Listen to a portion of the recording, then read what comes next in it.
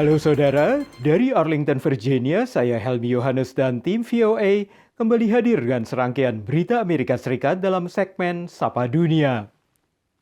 Kami awali dengan pencarian terhadap 2 anggota pasukan khusus Angkatan Laut Amerika Serikat atau Navy SEALs. Pejabat pertahanan Amerika mengatakan keduanya hilang saat menjalankan misi di lepas pantai Somalia yang kini menjadi wilayah kegiatan Angkatan Laut Amerika Serikat. Operasi pencarian dan penyelamatan secara intensif dilakukan kepada 2 anggota pasukan elit Navy SEALs yang jatuh ke dalam laut saat menaiki kapal di malam hari, menurut 2 pejabat Amerika. Belum jelas apa yang mendorong pasukan SEALs menaiki kapal dalam operasi di tengah kegelapan malam di Laut Lepas Kamis lalu.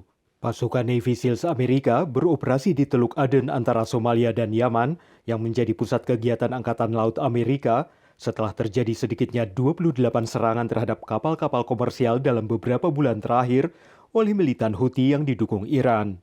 Jumat malam, pasukan Amerika kembali menarget fasilitas pemberontak Houthi di Yaman. Sebelumnya, serangan besar-besaran gabungan Amerika dan Inggris menjatuhkan 150 bom dan rudal Tomahawk, menghancurkan sedikitnya 60 target fasilitas Houthi di lebih dari 20 lokasi. Serangan udara ini untuk menanggapi meningkatnya serangkaian serangan Houthi terhadap kapal-kapal komersial di jalur perdagangan vital di Laut Merah. Di Yaman, ribuan pengunjuk rasa mengutuk serangan udara Amerika dan para pemimpin Houthi bertekad melanjutkan serangan mereka terhadap kapal-kapal di wilayah itu sebagai bentuk solidaritas terhadap militan Hamas yang berperang melawan Israel. Saudara, Mahkamah Internasional mulai menyidangkan gugatan Afrika Selatan terhadap Israel atas tuduhan genosida. Sekutu utama Israel, Amerika Serikat, menolak kasus ini dan menyebutnya sebagai tidak berdasar. Perang Israel di Gaza menghadapi babak baru dalam hukum setelah Mahkamah Internasional atau International Court of Justice mulai sidangkan gugatan Afrika Selatan terhadap Israel dalam upayanya membasmi kelompok militan Hamas setelah serangan 7 Oktober lalu terhadap warga sipil Israel. Afrika Selatan menyampaikan argumennya bahwa Israel melanggar Konvensi Genosida 1948 dan membandingkan situasi tersebut dengan situasi yang lebih dekat dengan negaranya. The commitment to justice and bring an end to the humanitarian atrocities in Palestine resonate deeply with the collective consciousness of the global community. The scale of these actions is reminiscent of the Rwandan genocide 30 years ago.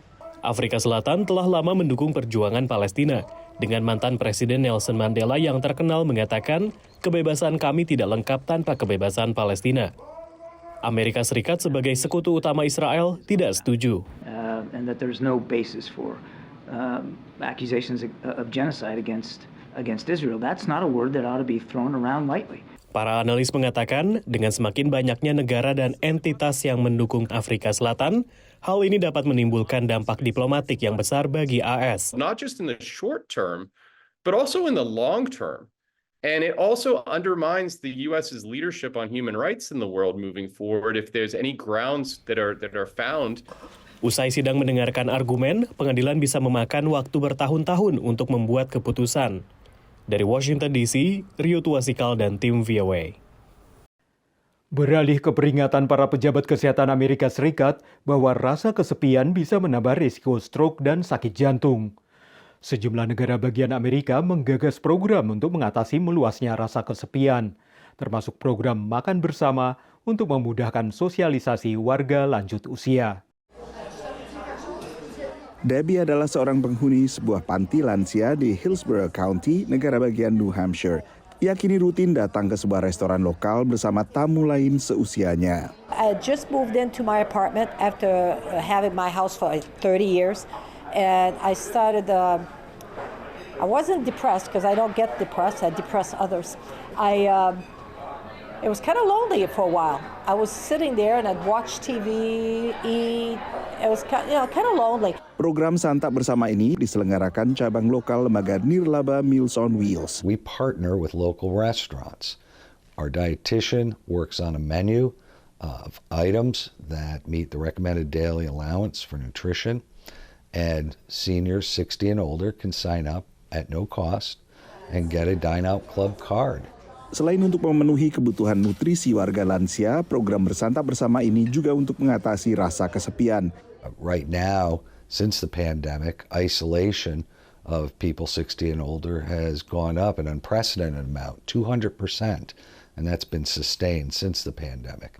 Bagi pemilik restoran yang berpartisipasi, uang yang didapatkan tidak seberapa. Tapi banyak anggota akhirnya lebih sering mendatangi restoran yang berpartisipasi. We get to see people and check in on them, and they bring new friends, and we get to meet all new faces sometimes.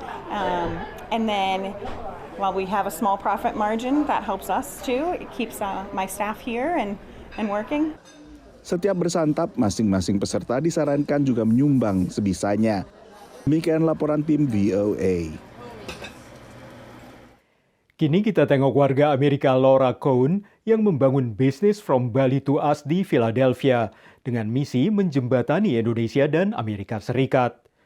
Toko yang dirintis sejak 1996 ini menawarkan berbagai karya seni dari Indonesia dengan kisah budaya dan kisah kehidupan para seniman pembuatnya. Mungkin waktu saya mulai 20 atau lebih tahun yang lalu, orang bilang, where is Indonesia? Ya, so tiap waktu saya bangunan pameran, saya ada maps. Itu penting sekali. Here's the map of Indonesia. It's halfway around the world. Saya kasih education begitu. Laura Cohn jatuh cinta dengan Indonesia 35 tahun yang lalu setelah mengunjungi Bali dan menetap di sana selama 2 tahun. Pelukis batik ini lantas merilis galeri online From Bali to Us tahun 1996 di Philadelphia.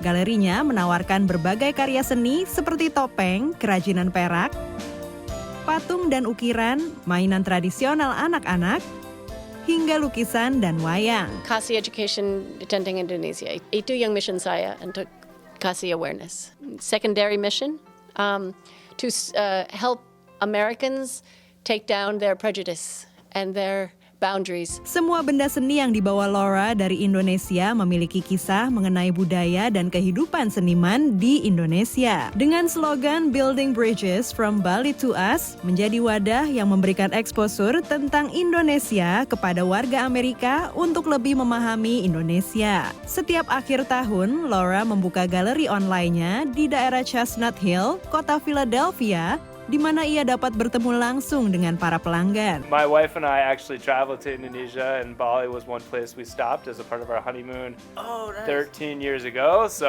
I'm loving some of the craftsmanship and the wonderful artwork and everything we're seeing here. It brings me back to those days before we had kids. Melalui berbagai karya seni dari sekitar 50 seniman di Indonesia, Laura Cohn ingin semakin banyak warga Amerika yang lebih mengenal Indonesia. I don't care if you buy something, but you will know where Indonesia is. Dari Philadelphia, Pennsylvania, tim VOA.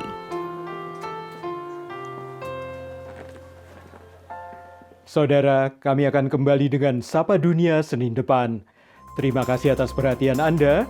Dari Arlington, Virginia, saya Helmi Yohanes dan tim VOA.